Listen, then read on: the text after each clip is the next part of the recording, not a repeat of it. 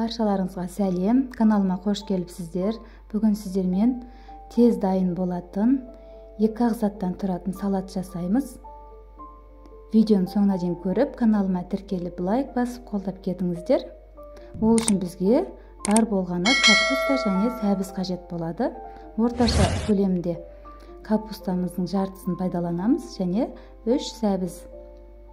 Ең алдымен сәбізімізді чөркадан өткізіп, ұзынша өткізіп аламыз. Үлкен ыдысымызға салып, капустамызды да турап аламыз.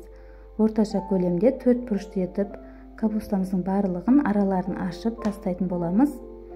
Сосын приправаларымызды саламыз. Тұз, шекер, уксус құямыз. Және ең соңында қызып тұрған майымызды құйып, салатымызды араластырамыз. Және біздің салатымыз дайын. Сіздер де жасап көріңіздер, өте ерекше әрі дәмді болып шығады. Міндетті түрде жасап көріңіздер. Рецепті төменге жазып қалдырамын. Ас болсын.